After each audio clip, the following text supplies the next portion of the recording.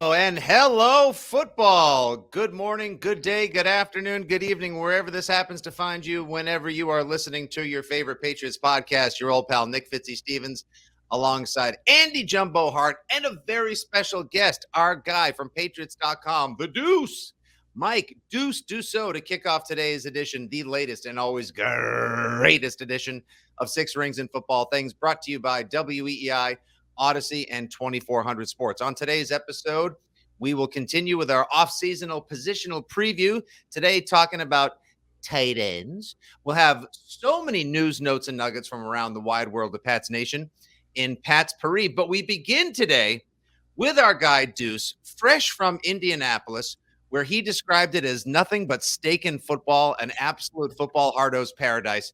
Deuce was out for a full week at the 2023 NFL Combine, and we thought, who better to provide us with some insight, some tales from the trip, some analysis from all those big bros working out in tight shorts, and so much more. Deuce, how be you, my guy?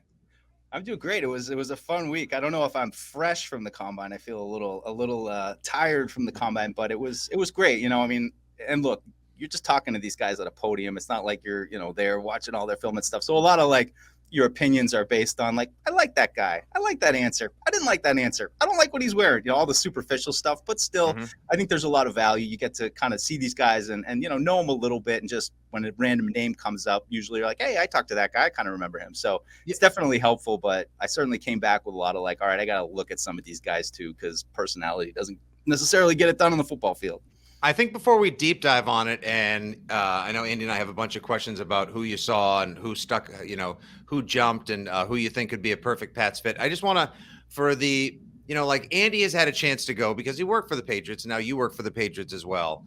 I've actually never been to the Combine. And for some of the other super fans and the diehards out there who have been to a Super Bowl, maybe gone to even a Pro Bowl, have like a football fan, a hardo checklist. What's the whole experience like?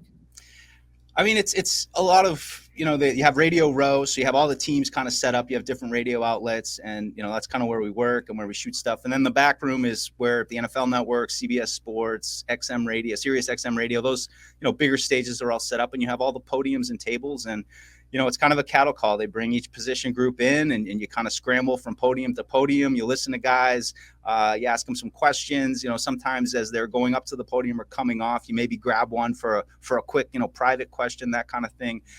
So it's basically, the executives go Tuesday, Wednesday, and then once Wednesday as well, the prospects start going. And then it's just Wednesday, Thursday, Friday, Saturday. They're rolling through position groups, and it's coming at you fast and furious. So, like I said, you get a sense for all these guys. Maybe not so much how they actually play, but it certainly rounds out the picture. And then the testing all happens away. That happens down at Lucas Oil Stadium. So we don't get to see that stuff. Of course, we see it on TV. We see the results, and then you can kind of tie everything together and come away with some impressions and who you like, and mock drafts and big boards and all these fun things that we're going to be doing over the next 2 months. And we should probably mention that it's now year to year in Indy. It's been in Indy since whatever the 80s. There is this talk, just like the draft and everything else, that maybe it's going to go on the road, and they've certainly expanded the fan aspect to it. That it's now basically reverse engineered from TV backwards. Yep. And I know some in the football world are not real happy with that evolution and the value. And hell, maybe that plays a role. And you hear teams talking about not going and Bill Belichick taking part virtually and some of those different things. Maybe it does become an event where it's almost strictly assistant coaches, scouts, doctors, and maybe not what it once was, but still my favorite part of the year, if you ask me. And that's nothing to do with the free steaks and shrimp cocktail. Well, thank you, Robert Kraft Free. No, it's fun. And I mean, to your point, Andy, I think they switched the order around a little bit this year, and they had, the interviews with the quarterbacks, wide receivers, tight ends, the big position groups went Friday, which meant that they worked out at Lucas Oil Stadium on Saturday. Huge crowd. We were leaving Saturday afternoon, but you could just see, saw a couple of Ramondre Stevenson jerseys. You saw Patriots. I mean, just all kinds of NFL fans were there going into the stadium to watch that day. Now, I don't know. They used to be the old order. I think the offensive lineman went last. Nobody really wants to pony up to watch those big boys run, but it does seem like it's geared toward that. I believe there's one more year in Indianapolis. Everybody just likes it. It's so convenient. Everything's Awesome. there. There's been talk of LA and Dallas, which is so spread out. The great part of this is the airport is 15 minutes away. The stadium and the convention center right there in the middle of Indy. And as you guys mentioned, we have a lot of steak, a lot of shrimp right in the area too. So once you get there, you don't really have to leave. I love it. I hope it stays there just for convenience sake. Plus, it's not too far of a flight from here. So, are you doing a juice cleanse or anything the last couple of days? To Oh, get yeah. all that Oh, digested God. beef How out? TB12? You must just. Did you schedule a colonoscopy for after this? I went hard the first couple nights. I think that's what I've learned is, go get your steak the early nights. But it's just, I think in any environment, it's hard to eat out every single meal. You feel like you can't get a break. Yeah. So yeah, I've been on the oatmeal and salad cleanse here for the last couple of days, trying to get back on track. I know a lot of people listening right now are like, but I would like to have Mike's problems. But I would like to talk to football players. I would like to have a ribeye bought for me by Robert Kraft. No, it's fun. And I agree. While taking the draft on the road is kind of fun because you set up a different show, different fans. It almost should be in the city maybe of the Super Bowl champion or something like that. Those fans get to celebrate. They welcome people in. The new year begins that way. Like the combine should be in a convenient spot. And I was not even aware that the media avails and all the interviews you were doing, for example, were actually isolated from the 40, the jump, the broad, the shuttle, the 3-cone, all the other stuff that we see on the NFL Network and all the clips that we watch on Twitter and then go like, I want that guy.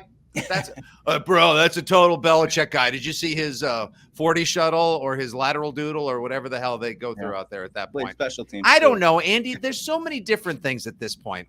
Do you like the RAS? RAS, now the relative athletic score, which apparently Anthony Richardson, we can stop keeping track of it because he's the greatest athlete ever and we never need to measure it again. Right, but now the new one, the competence score or the processing score, which is like the new one, like if you like the Wonderlic, the new Wonderlic is the processing score. Apparently Bryce Young, Brock Purdy apparently last year crushed it, so that's why the 49ers took him. Or at least now we're told with revisionist history playing a part in today's production.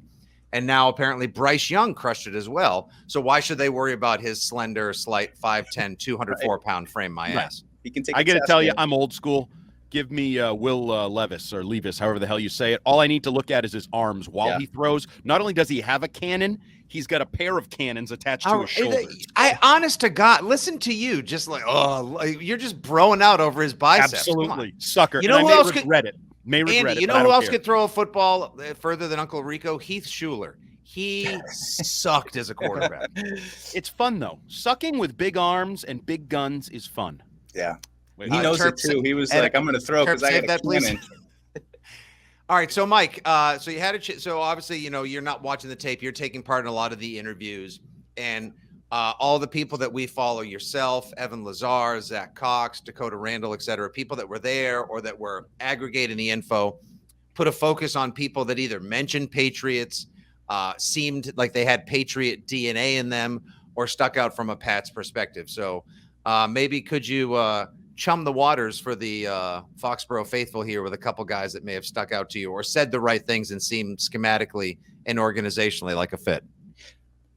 Yeah, I'm going to start with one that I just thought was interesting. And you mentioned Evan, who, is just a bulldog on these things. I think he was annoying everyone at the whole combine. Like he's just going up to people left and right, trying to grab Jahmyr Gibbs for private interviews. But he actually got a great thing. He went up to Quentin Johnston after he got off the podium and was, did quick one-on-one with him. And Quentin Johnston was glowing about his meeting with the Patriots. And I know he's a little bit of a, polarizing player right now. People, some people love him just because he's, big. He looks the part of a big wide receiver with speed and stuff. Yeah, not my guy either, Andy. But I just thought it was interesting that he was saying, I feel the love. And, just kind of both Evan and I were like, oh, God, we both had kind of written him off. But I would just say, like, to start, like, I feel like the two big positions I came away feeling like, wow, they got to get some of these guys are cornerback and tight end. I think those groups are really tight, really deep. I'm sorry. And I just think the question is, when you get these big position groups that are really stacked, do you wait and say, oh, we can get a guy in the middle because there's a bunch of good ones? Or do you say, hey, let's get the best of this group? Let's get the best guy. I think that's the question I'm kind of asking myself. The two tackles at the top, I think that's probably a good place to start too. And cut in here if I start rambling because I got about 5 days worth of thoughts. But Paris Johnson, Broderick Jones, those guys are studs, and they look the part. And, you know, Skoronski, everyone wants to talk about Skoronski, and 3-year starter and athletic and, you know, said all the right things, has the right personality, has the traits. His grandpa played for the Packers. I mean, but I got to tell you, this is something that I took away. You get off the podium, he's standing next to the North Dakota State kid, Cody Mock, who's got no front teeth. And I'm like, he's a guard. He's a guard. He's really a guard. You know, it's just, okay. and I just think right now, and I know Skoronski's a kind of a flashpoint for a lot of Patriots fans, for me, and there are other people who disagree with me, certainly, and I get it that he's a football player, but I just think you took a guard last year. You can't afford to strike out and miss on this kid and end up with another first-round guard 2 years in a row. There are too many big needs. If Jones or Johnson were to fall to 14, I would say that's a slam dunk, but right now that feels like kind of a long shot. And with Anthony Richardson kind of elevating, now I kind of look at, all right, what cornerback might get put down? And to finish this part of it, Joey Porter Jr. just really impressed me. We were all kind of walking in expecting Mad Dog Joey Porter to be up there. He's not that guy. He said all the right things, asked about the Patriots, was complimentary, said my dad would like it going to, you know, a stable organization like that. So he has a cool demeanor about him. Christian Gonzalez, too, just looks like an absolute stud. You know, a little bit of Oregon out there in the Pac-12. But I think those two guys, I love just Gonzalez, even just the way he looks. Like, it's kind of not to compare him to Ty Law, but I always felt like when you looked at Ty Law, you were like, that's a cornerback. And I felt that way about Gonzalez. So those two guys right now are kind of my risers as far as that, like, first part, what we need fits. So you kind of almost mocked yourself, and I always did this too, where we get the 15-minute interview, whatever, and you come away thinking, well, that guy's a dink, or wow, that guy's a saint. But they're going to guarantee to draft the dink. They'll always take the dink, right? But I find it interesting this year because I think 2 of the 3 positions that we would put near the top of their need list, wide receiver and cornerback, are dink, no dink positions where it's like no whammy, no whammy, no whammy, boom. So who stood it? Because I'm going to tell a quick story here from my combine past, and it's my favorite story of all time. A.J. Nicholson, linebacker, Florida State, went in with a red flag. He was, you know, had run from the cops, and there was an arrest, and it was like this was his chance to stand up. And my favorite story of all time, he said, no. I wasn't running from the cops because I didn't have an ID. I was running to go get my ID. I wasn't hiding in the bushes. I tripped and fell and landed in the bushes when the cops found me. Was one of my favorite stories of all time. So at the wide receiver and cornerback position, who stood out as dinky? And maybe you just answered it with Joey Porter. Who stood out as, whoa, that guy's impressive, not a dink? Yeah. Josh Downs, impressive. Jaden Reed, impressive. And, you know, I think, look, Jackson Smith and Jigba ran great quickness. You know, I mean, he's got those things. I'm still not sold that he has. Popped, though. Yeah, he did. You know, and Jordan Addison, who was my guy on the first pick, which was kind of, you know, giving the people what they want, didn't test as well. I still really like him. I still think, like, you know, I'm a lot more attracted to, I've just been saying, I want quickness. I want quickness in the middle of the field. I think that's what they're Tank lacking. Bigsby. I want that. Or Tank Reed. Tank Dell. Tank Dell. Yeah, Tank Dell, you know, real small, you know, probably later day 2 guy, but those guys, I really really liked Josh Downs, though. He just, you know, had a confidence about him, one of my kind of like Patriots football things I do is I write SFG, which is serious football guy. Handful of guys that you look at. Stealing that. I am absolutely SFG. That is awesome. You've made a career stealing. Like Kyle Duggar, Dante Hightower, serious football guys. Like they ain't coming around jokey happy. They like ball. The other guy I would say is Deontay Banks from Maryland. Like, just had that, like, something about him that just feels like this guy can't suck. Can he suck? He can't suck. Like, he's just too confident. Those are a couple off the top of my head. You know, it's just, and you mentioned that position. That's a big thing. Like, look, I went wide receiver in my first mock. I feel like you got to get a guy. I just don't think that there's that guy at 14 that's, you know, perfect for them. I think that those other 2 guys I mentioned could be like day 2 options, but both of them really fit. Then, you know, you're getting into more guys that, you know, they're taller, they're lankier. I don't know if I'm into like Jalen Hyatts of the world. I feel like we, you know, have we got Tyquan Thornton last year. Seems similar to me. So Zay Flowers also just really popped for me. You know, as a Patriots type fit. And I think that's what they need. You know, just quickness in the middle of the field, help Mac out. I'm sure I'll come up with more as I'm thinking. But again, like Broderick Jones, Paris Johnson, those guys, they're just built in a lab. This is what, you know, it's supposed to be. You guys probably watch them running and moving around. It's just they're super athletic. As much as I want to do that, though, it's just like, was tackle really the problem last year? I get it's a need. I get everybody's a little bit about Trent Brown. What's he going to do? And I think, you know, Trent playing on the left and the right adds some confusion to it, because they're like, well, A, are they going to bring Trent Brown back? B, what side does Bill O'Brien even want him to play on? So I'm a little bit pushing tackle towards the back. Darnell Wright from Tennessee, I just thought was awesome. Versatile guy. He's probably my favorite of that, you know, second tier group of guys who has some versatility. And, you know, DeJuan Jones, just the monster. Unfortunately, he was getting tested. So we were all waiting for him to like see him at the podium. Like, let's see this big guy. And sometimes when the medical testing went wrong, we didn't get him to the podium. So he was one we missed. We didn't get to see in person, but that's always a favorite part, when you just have those giant guys and you just are like, oh my God, these guys are so like just another level of human being. Yeah, Andy, I mentioned earlier, Mike, Tank Bigsby, because in the latest mock draft from our beat guy, Kyrie Thompson, up now at weei.com, he had the Patriots, or wanted the Patriots to grab Tank Bigsby at halfback in the 4th round, and PFF gave him an A on that. Could be, perhaps, if you don't think that Pierre Strong is going to be the new third down back of the future, and Andy has questions about his hands and his ability to be the next Vereen, Falk, Woodhead, etc., maybe that would be the right kind of guy to grab. But back to your point about the tackles and the need for that. Was it the biggest need last year? Maybe no. Andy and I have decided with our interest ratings on the off-seasonal positional previews that cornerback right now does stand as the number one need, because could lose John Jones. You kind of just flat out don't have enough guys now. And you need a long, lean, fast disruptor on the outside to help join Jack Jones for the secondary of the future. But when it comes to tackle, we think. But who knows? For all we know, they might trade for somebody. Someone could pop available as a cap cut. Who knows? But to me, the reason why I've been harping so much about the tackle position is because football games are decided and won there. Just football 101, Belichick 101, Hardo Central. And if you could swing Trent in a contract year back out to the right and get a left tackle of the future, just give me a dependable, big, bad, fat guy on the left side. Like, that's the basics. Like, Bill O'Brien can rebuild his Patriots offense of the future with gigantic bookends and a stable offensive line.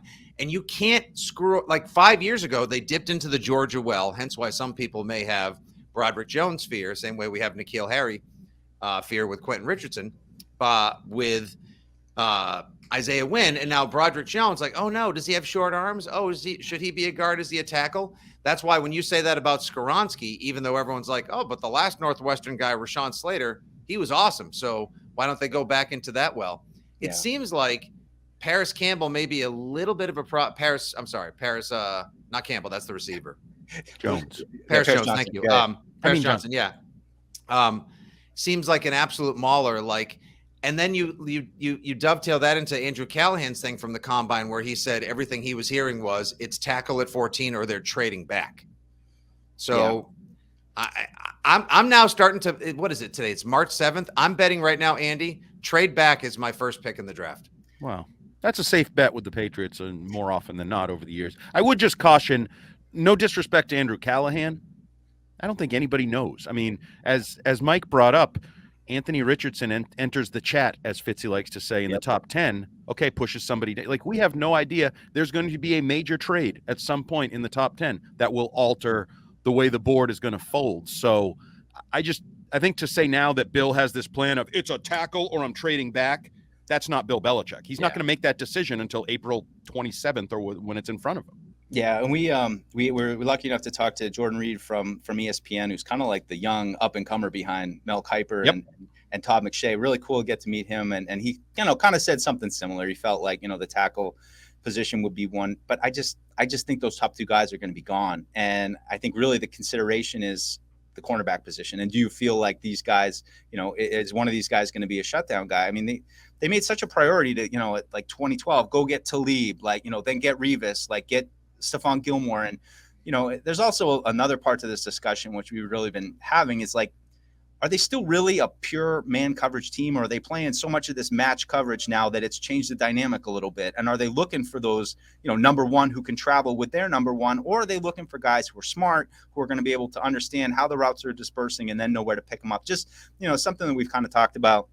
But as far as the tackles, I've always said, it's like buying tires for your car. Like, nobody wants to buy tires for your car. It's like, oh God, it's really not going to do much for you, but you got to do it. And if you don't, you're screwed. So I get the tackle stuff from that perspective, but I also think they probably like Trent Brown more than we do. And I think that you could probably get a right tackle who's really good, maybe in that second round pick, and plug him in. And all right, I know Trent Brown ain't, exactly everybody's long-term answer, but I also just have a suspicion that they're like, I don't think he's going to be that bad. We're going to get Adrian Clement here. We're going to have, a real offensive line coaching staff.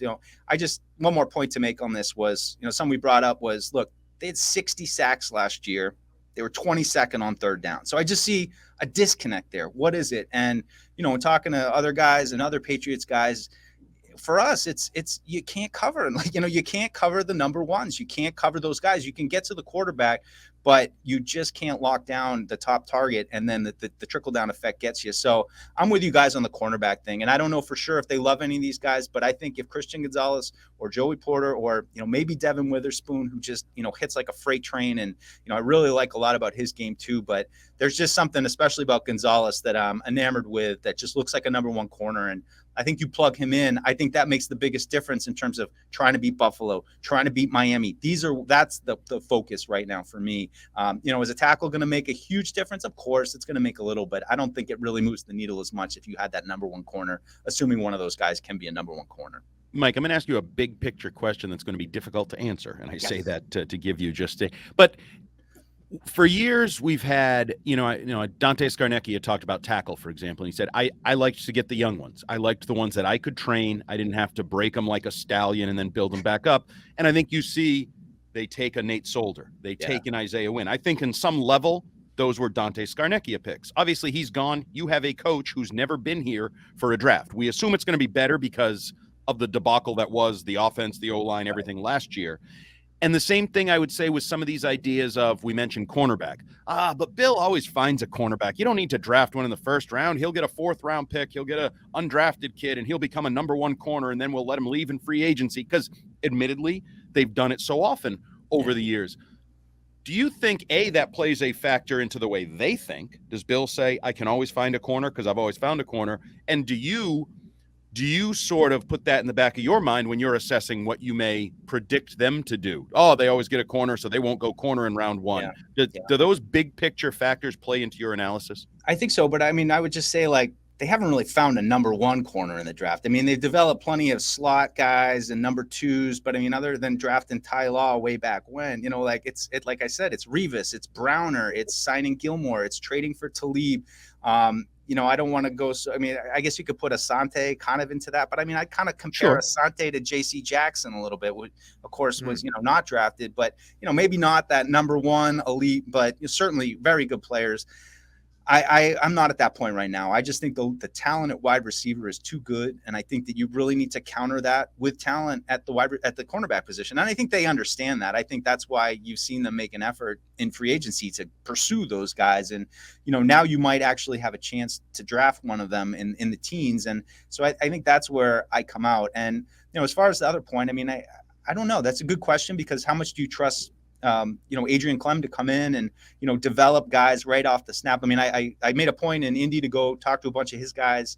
Alex Forsythe, the center, I'm not really looking at centers so much, but he's another SFG, serious football guy that was, just all of a sudden busting into coverages and, talking about identifying all the kinds. I was like, oh, whoa, too much, back up, buddy. But I really liked him as well. So, maybe you do overextend a little bit in free agency, sign a tackle, and just be like, all right, we're good for this year. Maybe draft somebody in the later rounds as a swing backup kind of a guy. One more thing to say too, a really cool part of it.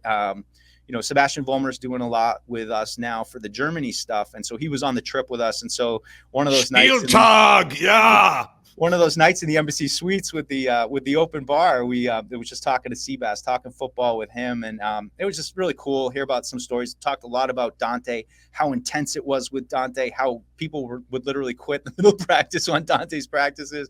And one other point to make on him, which goes against what I said, was that he said the only time my arm length I really felt like it mattered was Jason Pierre-Paul, who was, a freak of vines that are, I don't know what, 37, 38 inches. I mean, but he's like, I was never overextended. I was never blocking like this. It's always a punching back. So He was kind of arguing in favor of Skoronski and a guy. But it's funny because he doesn't know nothing about any of the prospects. I had to explain so this is Broderick Jones. He's an inexperienced Paris John.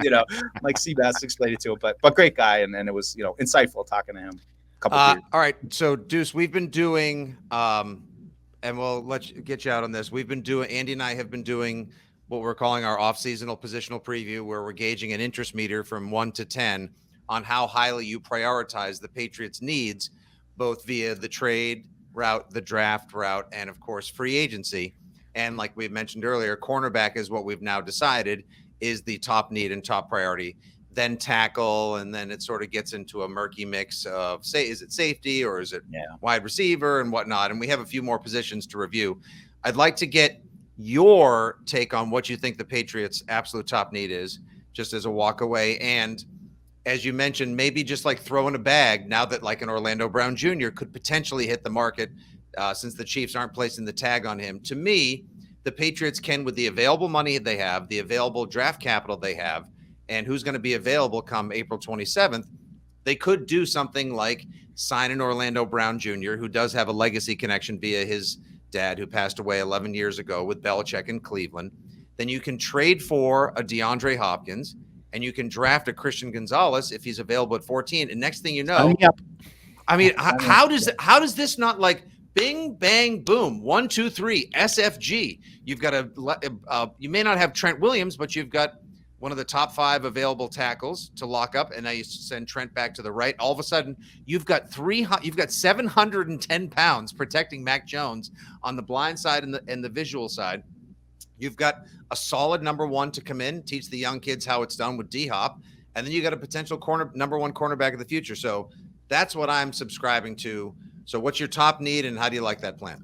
I like it. I mean, I'm not really this year. Nobody's really getting me hot and bothered in free agency. I mean, I'd be all right focusing on tackle. I mean, if it means making an investment like that, I'm good with that. I don't, I love Jacoby Myers, but honestly, I think that you can grab somebody in the 2nd or 3rd round that can, maybe take that role and maybe add something different to it. I don't know. I would put more money towards the tackle position in terms of free agency. I just think they need more. They need weapons. They need playmakers in the middle of the field, and I think that's why I'm harping on some of these quickness guys. I don't want we get into it with Perillo about you say you want a slot receiver and you assume we're talking about a 6th round white guy with a great 3-cone.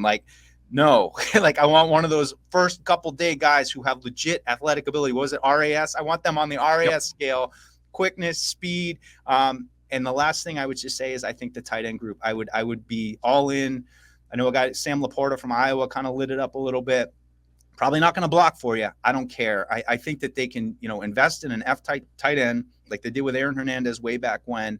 And then, again, that will give you a guy in the middle of the field that's kind of a mismatch. I think the guys they have right now in terms of Parker and potentially Thornton, outside guys, speed, contested catches, good. Bread and butter, Mac Jones, middle of the field, move the chains. I think those are the critical needs. So if you get a tackle in free agency, and I'm all for D-Hop. I know some people are up and down on him. I watched Hard Knocks last year in season. I think he can still play. I know BB likes him. So I would be all for that move as well. I just think last point, you got to give Mac some weapon. You got to give him something this year because it's a big year for him. He really, I don't want to come out of this year kind of not knowing if we had just given him a better weapon, then maybe we'd have a better sense. Give him some stuff to work with, let Bill O'Brien cook, and then maybe really find out what you got and what the pieces are to build around going forward.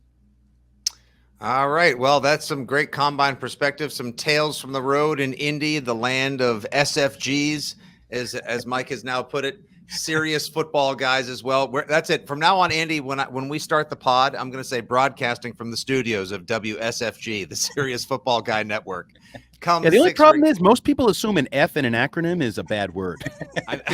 Right. There's a lot of ways SFG can go. Right. Yeah. My head keeps going there. I know.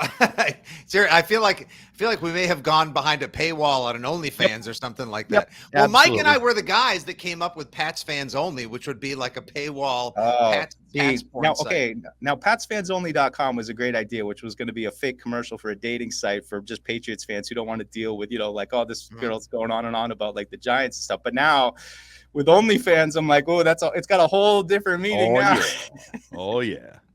See, and all the things that you can't normally talk about within the confines of one Patriot place. Penetration, things of that nature. When I first got here, I pitched it because I had a whole script written for Wham block. PatsFansOnly.com. But yeah, thank God we didn't do that because, man. Yeah. No, I still need the health insurance big time. Deuce, this has been awesome, man. Let's hop on again maybe sometime once free agency's gone through and there have been cap casualties and whatever else, and we're starting to get a bigger picture as to the way the Patriots may be leaning towards the draft. Hopefully we'll be together for the draft party at the stadium and more. Cannot wait for this fall for the trip to Germany. Andy and I are lobbying whatever, insert German for very hard and vigorously, to get a sponsor to send us over there, because that would be the trip of a lifetime. I mean, how could you not find a beer sponsor to send you to Germany, Fitzy? Like, your whole life is a failure if you can't make that. Yeah. Fitzy, finally put all this sucking up to these breweries, finally put it to freaking use other than a 4-pack of free beer. I'm working on it. All right. Jeez. I'm already see us in Germany. You're pouring a New England IPA into a big German Stein, and you're saying, this is how we do it where I'm from. Listen, I know. I just need one or the both of you to promise me that you'll take good care of my kids if I don't make it back, because I may just drown in Kolsch and Dunkels. Lord, how about you pay for us to go to Germany? All right. I can see any other ones. Hey, why don't you work the night shift on getting us over there? Perfect. Okay. Yes, exactly. See, get us there. Yes. Widow, make her send us to Germany. All right, that's enough of those. Deuce, you can follow him at Mike Dussault 19 on the tweet machine. You can hear him 3 days a week, thrice weekly, 12 to 2 on Patriots Unfiltered, and of course, subscribe to the podcast. Always a robust chat from our guys Kirsch, Perillo, Lazar, Deuce, and company. And of course, you can read his musings, his breakdowns, his analysis, and plenty of mocks, because we can't get enough mock drafts at patriots.com. Deuce, you're the best. You're the best for a reason, and it's been great hanging and talking with you. Thanks, buddy. Thanks, guys. Talk to you soon. See ya. I'm all over that. Love that. Dirty. You know what we need to do, Andy? We need to, and here's now where we can steer it back my way, but we can do it for a cause as we wrap up the extended supersized opening of this edition of Six Rings and Football Things. The Combine Breakdown from Mike Dussault. Thanks. Give him a follow. Give us a follow at Six Rings Pod. Of course, rate, review, subscribe, and share. We appreciate each and every listen, the ratings, the comments, the clapbacks, the subtweets, all of it. We're here for it, as I like to say. What we need to do is print up T-shirts that say SFG, Serious Football Guy, and make a fundraiser out of it. Sure. And that's one of those things I can do. I can put it in the merch store. We can donate a significant portion to charity. The rest, of course, going to our beverage fund. Who doesn't get behind that? I'll get behind it. Let's go. All right, we're in. We're on it. T-shirt idea. I got nothing out of it. How many? Okay, that's enough. All right, moving on. All right, our next segment here on Six Rings of Football Things, we continue with our off-seasonal positional preview series. We are on to tight ends, somewhere our friend from a Patriots perspective, a Claire perspective, if you will, from one Patriot place as well. Classy Claire across the pond is positively beaming. She's giggly jiggly right now because we're talking tight ends. Andy, the Patriots have two highly paid, well-compensated tight ends on the roster, one of which we have recently heard through reports based on absolutely nothing the Patriots will not be releasing, in the form of Hunter Henry. I don't know where in the hell that whole media storm came from over the weekend. Talk about much ado about nothing, Bill Shakespeare. Hunter Henry comes into his third year, the final of a 3-year, $37.5 million deal. Jonnu Smith, the third year of a deal that he should return all the money on, because he has provided zero return on investment to date, aside from bloopers, outtakes, and laughter.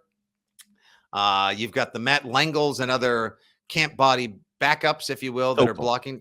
What's that? Matt Sokol. Okay, excuse me. Matt Langel was like 8 years ago. Right, and he looked like Gronk. Exactly. Not Langel, Sokol. So you got two tight ends that are paid a lot of money. I can't imagine either of which will be on the team after this season. Maybe Hunter Henry if he takes a team-friendly extension. Who knows? And now, as Mike Dussault told us in the first portion from the Combine, it's a deep tight end class. All your favorite people, your Mel Kipers, your Mike Giardis et al. Have told us, like, this is a good tight end crop. So how aggressively do you think the Patriots, they won't pursue it likely in free agency, Andy, and I can't see them making a trade. So how aggressively do you think the Patriots get after a tight end of the future come draft time? I think there will be a mid-round tight end. Now, I think that'll probably scare people based on the Devin Asiasi era of the trying to fill the tight end with mid and late round draft picks. Don't forget Dalton Keene. Dalton Keene. I forgot Dalton Keene because he was forgettable and never did crap. Nor did Asiasi. He had that one touchdown late in the year where people were like, oh, next year, and he never did. Still sadly had more catches than Asiasi as a Patriot. Yeah, I mean, they both Pathetic. sucked. They both were irrelevant. Ryan Izzo, that whole era. Sorry, Classy. Ryan Izzo was never anything in New England. It's a weird situation. They have the second and third highest cap numbers on the team in Hunter Henry and Jonnu Smith. I would argue Hunter Henry, you got what you pay for. In free agency, you overpay. That's the rule. You got a solid tight end. He was a solid tight end with the Chargers. You got a solid tight end. I know his production dipped a little last year. Well, guess what? He was on the Patriots offense, so his production dipped because Matt Patricia and company was a terrible plan, terrible season, terrible everything. Although, interestingly, Jonnu Smith's kind of stayed the same, which I found last year. And it was like, well, the crappy guy can stay crappy in a crappy offense. Yeah, there's only so much crap you can have. But the whole thing about cutting Hunter Henry never made any sense to me. Yes, you could save 10.5 million, I think, if you cut him. Well, yeah, but you actually need to field capable offensive players. You need to actually try to win football games on the offensive side of the ball. And he is one of your better offensive players from the last 2 years, I'd say, with Mac Jones. It's Ramondre Stevenson, Hunter Henry, and Jacoby Myers. Jacoby Myers is a free agent. We know Ramondre Stevenson is still developing, but are you going to let Jacoby go and then cut Hunter Henry and choose to go forward with no continuity for Mac Jones in terms of his weapons? It never made any sense to me. The Jonnu Smith thing, we just have to accept it. Like, take the old-fashioned bullet, put in your mouth, bite the bullet. He stinks. Yeah. He's not bringing any value. He's overpaid. There's nothing you can do about it. He costs you more to cut him than to keep him. So you might as well just keep him and use him as a second or third tight end, fullback, athlete, cover some kicks. Whatever. I mean, you can't bite the bullet, as you say, and cut him because that's a $19 million dead cap hit. And the Patriots, and more than that, because you need to replace him. So now you'd have to add another second or third tight end who's going to cost you at least $1 million. So now that position is costing you $20 million when you replace to have a guy that has not been here before to try to take that job. Right. I think we've mentioned before on the podcast, it bears re-mentioning as well.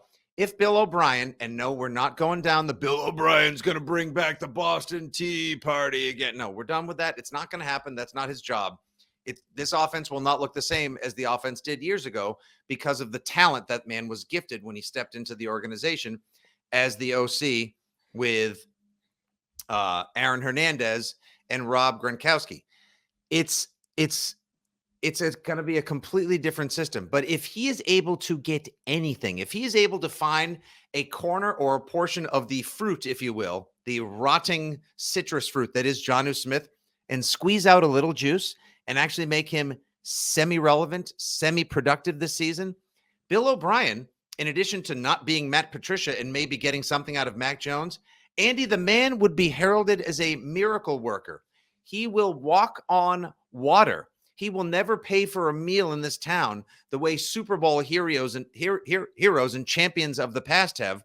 And I think you want to talk about something that could open up the offense, unlock its potential, or not keep people up at night, but just like make them go like, holy crap, look at that.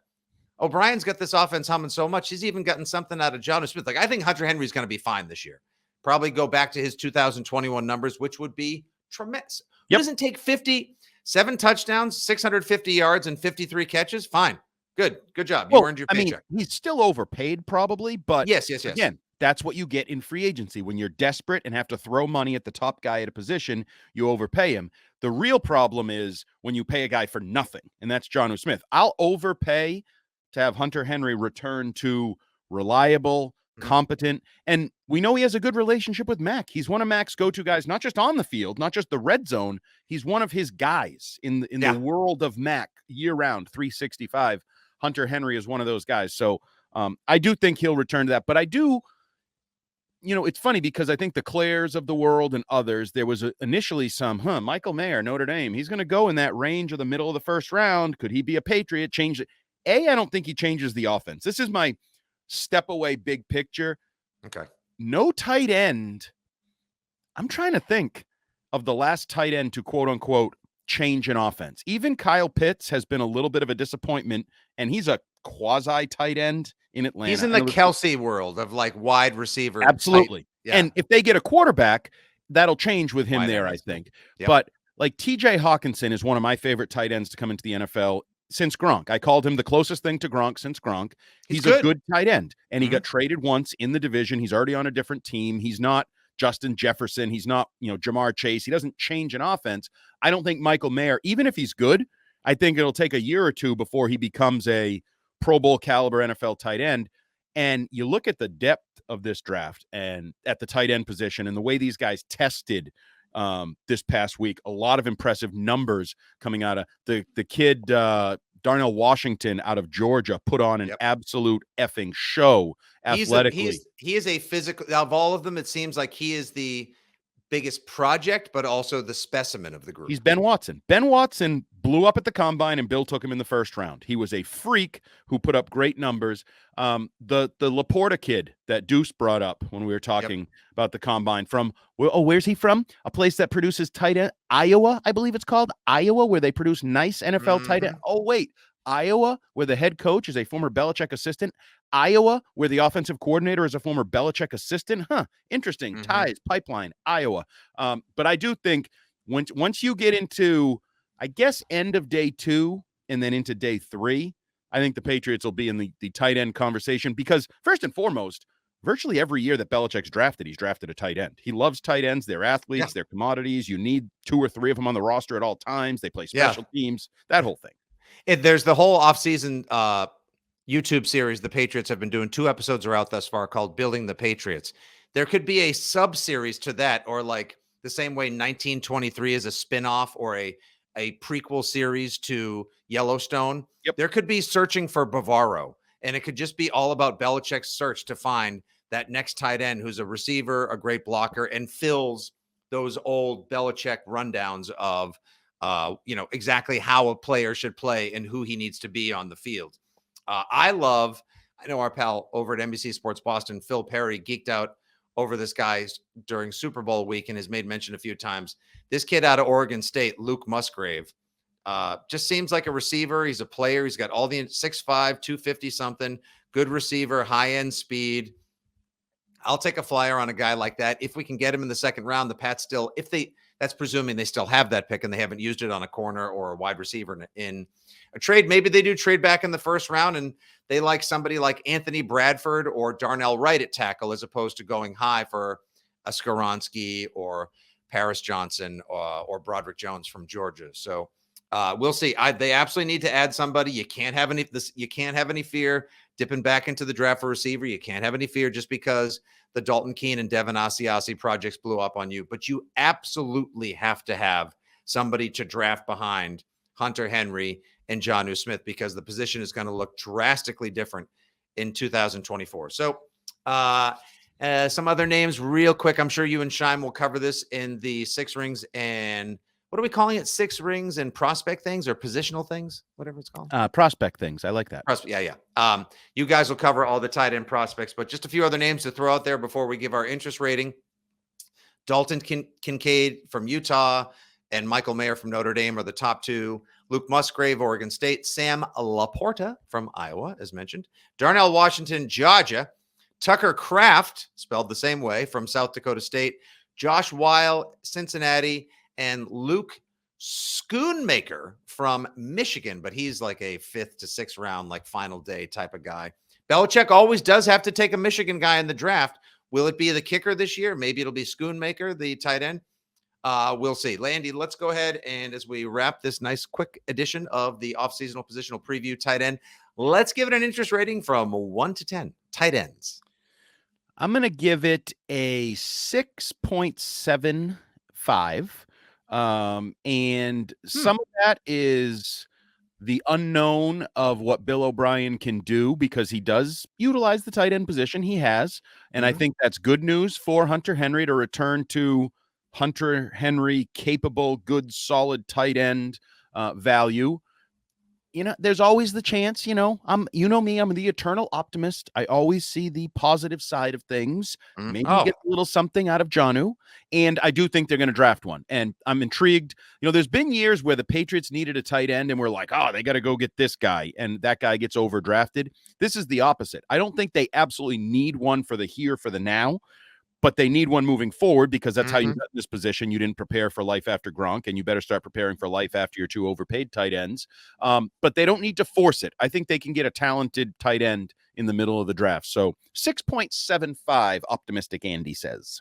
I would also like to throw this into the waters. Our friends over at Pat's Pulpit did a winners and losers and breakouts from the combine as well. One of the names that Mike Dussault didn't mention when he joined us as a winner from the draft, who kind of came from out of nowhere, could be a later round pick who could flash in the pros from Old Dominion, the football factory that is Old Dominion. Andy, are you ready for this?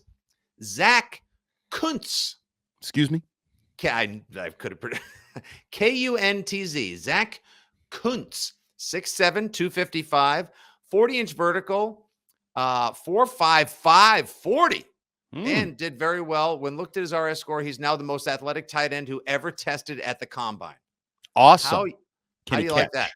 Because we have a really athletic tight end, right? We have a really athletic tight end. His name's Jonnu Smith. We found out he couldn't play the sport of football very well.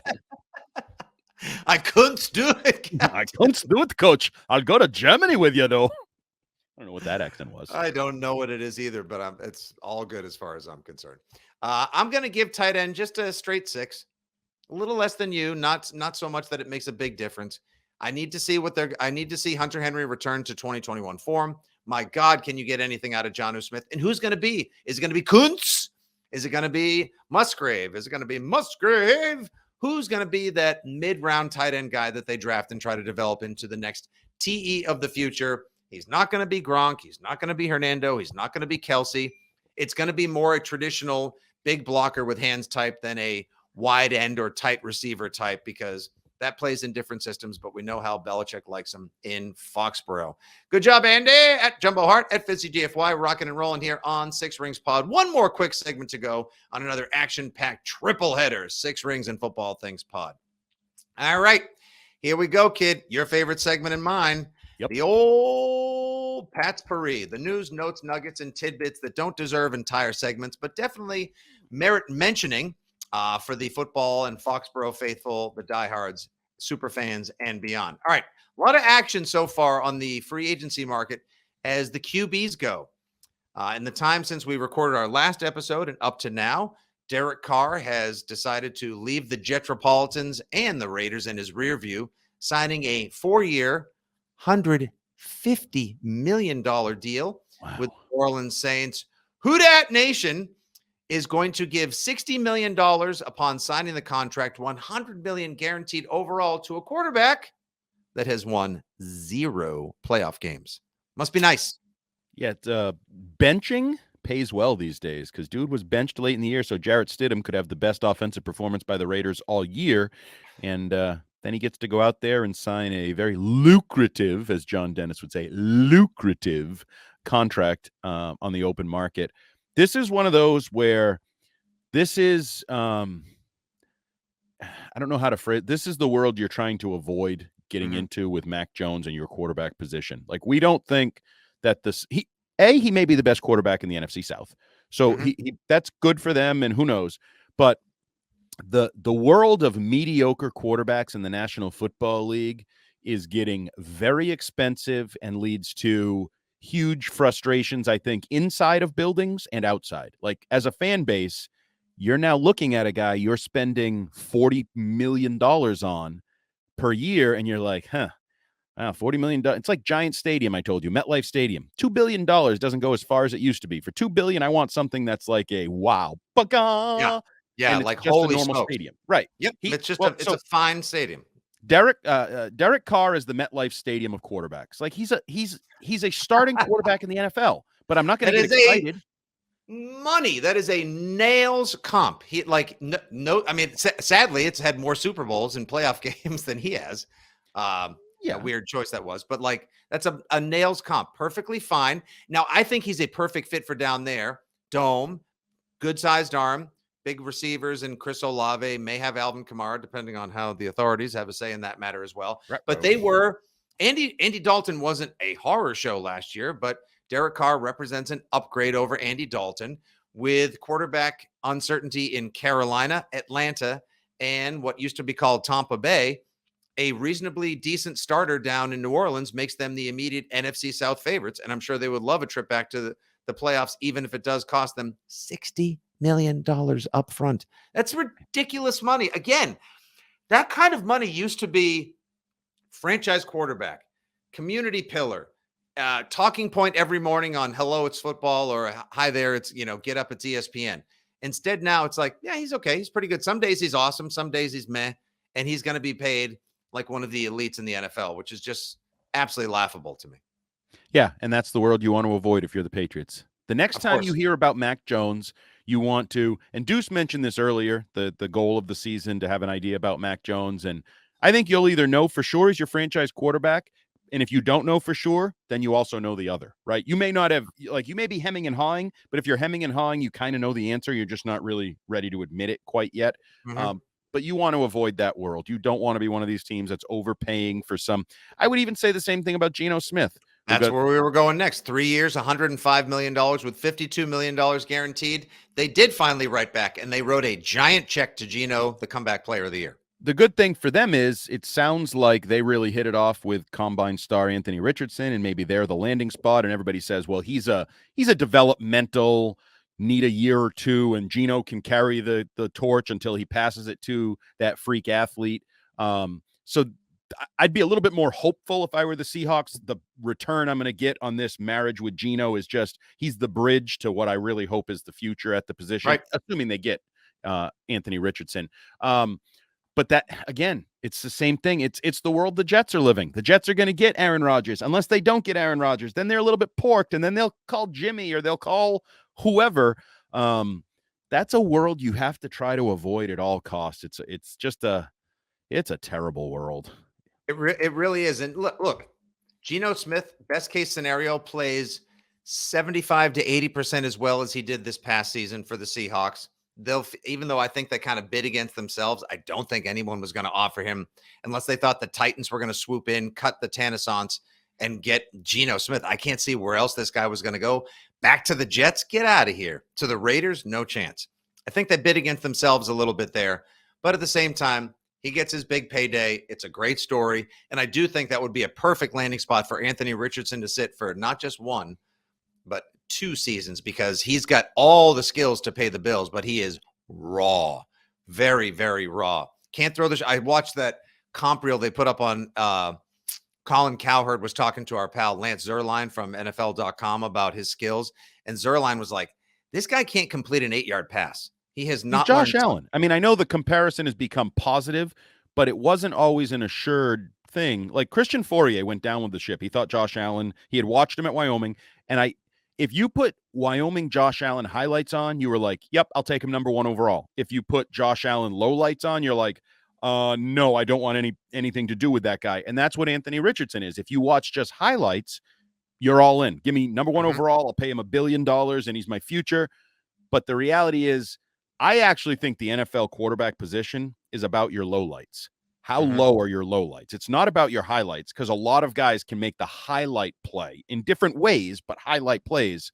How often do you avoid the lowlights? How do you get rid of your lowlights? Do you raise your floor? So that's the world you're in. I know people get excited about it, but that's a world that's just, the payoff is infrequent. I think more people don't pay off than Josh Allen pays off. Josh Allen is the winning lottery ticket. There's all those stubs that are ripped up and laying on the floor next to the convenience store that didn't win.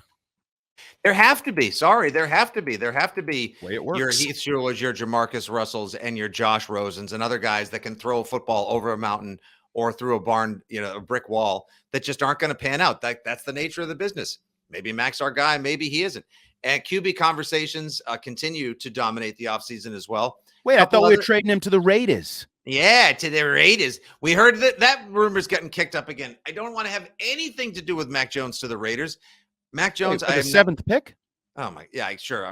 That'll happen. Sure. No, I know, but I'm just saying if Josh is stupid, and you and I will announce picks for the Patriots at the NFL draft. I'm sure that'll happen. Wow. So real quick, do you put any stock at all into the Rich Eisen rumbling from the combine? Maybe Tom Brady might come back, and it could be to the Dolphins. Well, as Deuce doing knows, this again too. Oh. No, I know. Like when you go to the combine, you hear everything. Because everybody in the world is there. Everybody has opinions. Most of those opinions are stupid or uninformed or partially informed, or you play the operator game, and by the time it gets to the fourth person, it's like a totally different story. So in a world where I guess we're just allowed to throw, I heard at the combine, we've been saying it forever, they still have a quarterback whose head may be mush. And there was already a connection between Brady and Miami. So it's an easy connection to make. Oh, he's retired. He's not playing. You have a quarterback that you're still supporting and claim as your quarterback, but we all know he could be out of action by October, November, September. Or maybe should be forced to, if a neurologist with a set of stones would step in and be like, you need to not play football for at least a year. We'll talk to you in 2024. Maybe they do need Phillip Rivers or Tom Brady to step in this season. And that makes it believable. Like that, if it wouldn't be believable if Tua had played all 17 games last year and was coming off a top 5 finish in the MVP voting and all that, it wouldn't be as believable. But because of what happened with Tua, because of the past history, it's very much believable. So you can throw a rumor like this out there and it has automatic traction because we're all like, I don't think it's going to happen, but it is kind of logical. It makes sense. So, and Tom Brady is Tom Brady. I don't necessarily buy anything he says. You know that. So I absolutely think there is some reason to think he could be in Miami. Absolutely. No question in my mind. So, and I'm for it, as you would say, because it's drama, it's theater, it's fun. I can rip Brady or I can support him. It just adds another layer to the whole NFL season. And let's talk about how great it would be also. I do think Phillip Rivers coming back would be awesome because I love, oh, gosh, gee willikers, God, dog, gabbit, in his 9-kid roadshow. He might make a lot of sense coming back if Brady goes down to the Dolphins because he doesn't want to go back to the West Coast as much as he's always wanted to play for the team he grew up rooting for. Let's say Brady does go to the Dolphins because the family's down in Florida and he's going to stay near where his billionaire bunker, multi-million-dollar Indian Wells house is, whatever. Easy. I think that's the name of the island. Thank you, though. I appreciate that. Am I allowed to actually say the name of the island now?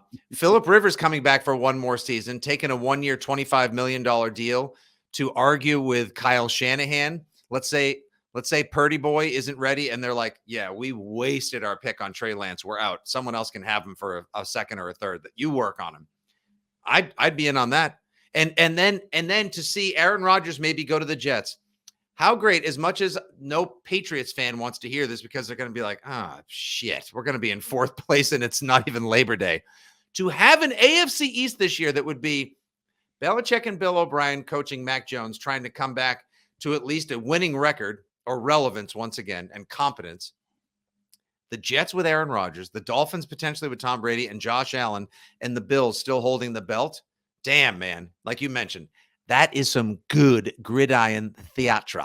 Well, it's a quarterback's world, and we're all just living in it. And it also, this is why, quarterback drives everything, how hard it is to find 32 quarterbacks. We talk about Anthony Richardson, who, if we're being honest, was not really a good college quarterback. Now he's going to be a top 10 pick in the draft, and some franchise is going to hitch their wagon to him. Oh, we have another quarterback who never won anything in the National Football League, has been coaching high school football for multiple years, and now potentially could be in line to take over the most talented roster and offense in the sport of football. Quarterback is crazy. Money, everything. Drafting, everything. Old guys that are going to come out of retirement, old guys that are going to switch teams. Maybe they should go to retirement. The quarterback position is the center of the football universe, and it's growing more so by the day. Yeah, it's bananas. And Jimmy Garoppolo might get $30 million to go co-pilot the Raiders or pilot the Raiders for a year or two while they draft and develop Will Levis, for all we know. Like, that's just insane money. I know that guy's got an absolute laser rocket arm. Reminds me of a young Andy Hart. Herbert, no, he doesn't. He's Nope. got literally got a Nothing foot like on it. you. He's got a foot. He's got a foot on you. All right, we'll end it with this. Back in the wide receiver room and rotation we go. Matt Judon, assistant GM this weekend, with his tweet about DeAndre Hopkins to the Patriots, just absolutely setting people into a frenzy and a lather, thinking that it was legit. It wasn't. He's just doing his Judon assistant GM things. And then there's the word that, Mike Giardi says, watch out, Chosen Anderson, old Robbie Anderson, released from the Cardinals. Could Belichick look to him as a discount pickup? And the Broncos are not shopping Jerry Jeudy. There are whispers they are, quote, quietly shopping Courtland Sutton. So thoughts, feelings about maybe any one of them addressing some wide receiver needs? So the Sutton thing I find interesting. I think he's really talented. Same. So do I. I think he's really, really talented. I'm not so much in on the Chosen Anderson, the Robbie Anderson, any of the Andersons, because to me, that's spinning the wheel of hopeful mediocrity. Oh, like this guy was good at one point and we liked him at one point. He's Nelson Aguilar all over again for us. Yeah, I want no part of that. I want to swing higher. I'm even not totally sold on the DeAndre Hopkins. I think he can still play. I'm just not sure the timeline of his skills diminishing and where the Patriots are in their MAC development, offensive development, marry up to the proper timing for that. I'm more on the Sutton or the draft of Zay Flowers, like the swing for the long-term fences move at wide receiver is more enticing to me. But it's the secondary position. Like I just kind of, football is about quarterback. Well, the wide receiver position is starting to take on a life of its own too, with guys. And some of it is guys going to be overdrafted and overpaid. And that's why they re-enter the musical chairs game or the cycle of the NFL, because some other sucker will say, well, I know he didn't work for your team, but he might work for our team. And then finally, I would say about Matthew Judon and his little assistant GM social media duties. The only GM in Boston who sucks more than Chaim Bloom at this point in his career in the city is Matthew Judon. He's batting zero. He's tried. I mean, Boston is littered with tryhards. One of them is sitting here co-hosting a podcast, but honest to God, he's never done anything well. No, even I appreciate the effort. You posted him talking to Derrick Henry. Like, I love it because there were rumblings about Derrick Henry, whatever. Yeah, that's great, fun, Matt. Just once, I'd like you to land somebody. I don't need a big fish. Just start with a little fish that, that good feeling of your real something. How about bigger than a sunfish? One that we don't have to throw back into the lake, Matt. Yeah, like anything. Like a nice little trout. Anything. And until then, you are Chaim Bloom in the football world. Just a little sea, a little bass would be fine. A little striper, that'd be okay. Just like if he lands a striper, I'll be ecstatic. Yeah, I'm not looking for like a swadfish or a tuna. Like a sea robin record, and he doesn't even have a sea robin. Oh, man, look at that. Again, the off season when we're always like, what are we going to talk about next? There's an action-packed hour, a 3-part pod for the ages. Hope you enjoyed our conversation with Mike Dussault, wrapping up with some 2023 NFL Combine thoughts, our off-seasonal positional preview on the tight end, and the Pats Paris, where we discuss the wild world of quarterback off-season movement, potential wide receiver fits via free agency and trade, and so much more. Follow Mike Dussault at Mike Dussault 19, at 6 Rings Pod, at Jumbo Hart, at Fitzy GFY. And lastly, please follow at Rich Keefe Show, where Andy and I have many, many, many picks and positional battles in Rich's awesome March Madness bracket, the 64 greatest fictional athletes. Andy and I appear on that show regularly. It is the best new sports radio show in Boston, quietly becoming the thing at nights. So make sure you subscribe at Rich Keefe Show on IG and Twitter. And if you get a chance, congratulate Rich on his new show, because it's a big deal. It is. And he really appreciates those congratulations. He does. For Andy, for Deuce, for producer Justin Turpin, and everyone at Odyssey, WEEI, and 2400 Sports, this is your old pal Nick Fitzy Stevens saying thank you for listening once again to 6 Rings and Football Things. Good day, God bless, and as always, go Pats. See you.